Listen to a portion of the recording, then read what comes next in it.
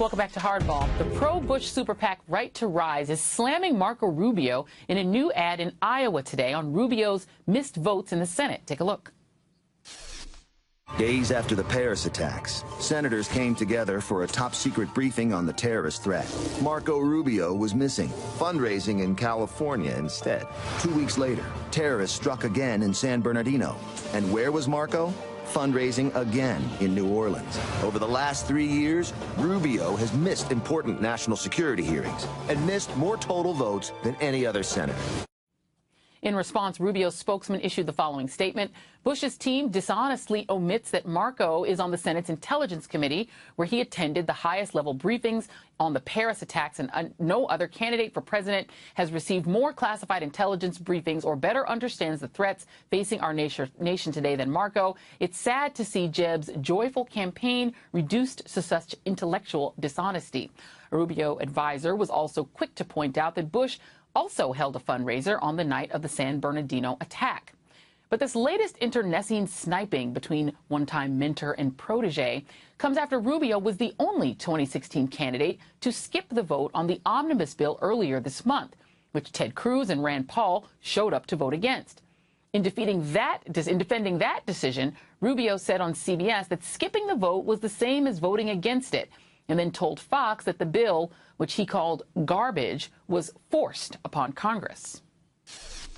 In essence, not voting for it is a vote against it. Where the outcome is already predetermined, and at the end of the day, it's an issue there was no transparency on. It was put together in 48 hours and rammed down the throat of Congress.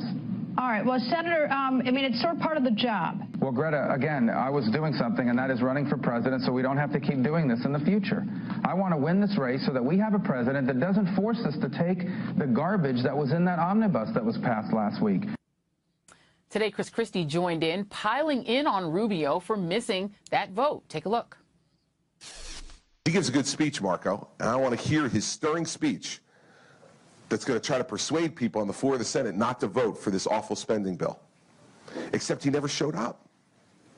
He was totally opposed to it and didn't go there to vote no. Only in Washington could you have the guts to stand up and say, I'm against something that you have a vote to vote no on, and then just not go. Dude, show up to work and vote no, right? Just show up to work and vote no. And if you don't want to, then quit. I'm joined now by the Hardball Roundtable. Sabrina Siddiqui is a political reporter for The Guardian. Michael Tomasky is a special correspondent for The Daily Beast. And Ginger Gibson is a campaign reporter for Reuters. And Sabrina, you know, Marco Rubio brushed off that very attack about not showing up for his job when Jeb Bush tried to level it against him in the first GOP debate. But I'm wondering about the substance of it. Long term down the road, are you hearing out there on the campaign trail that this actually could start to stick?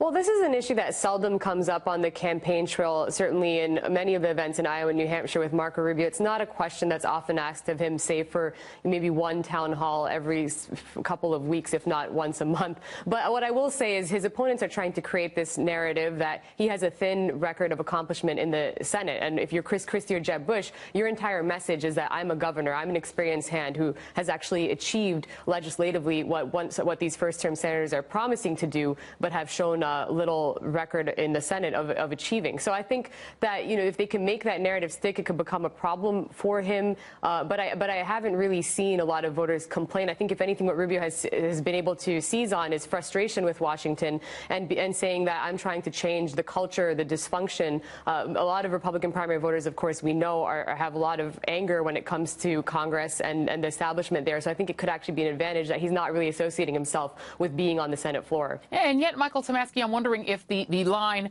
not voting for it is a vote against it could come back to haunt Rubio in a campaign ad somewhere.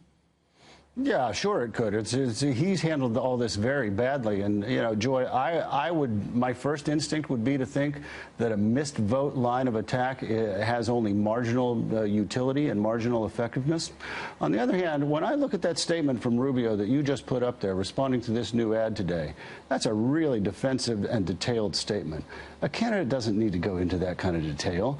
You should just brush that off with one or two lines. That tells me he's really nervous about this, and he thinks it is a big potential Achilles heel. And Ginger, I'm wondering if he thinks it's a bigger Achilles heel than having supported immigration reform, which the GOP base hates.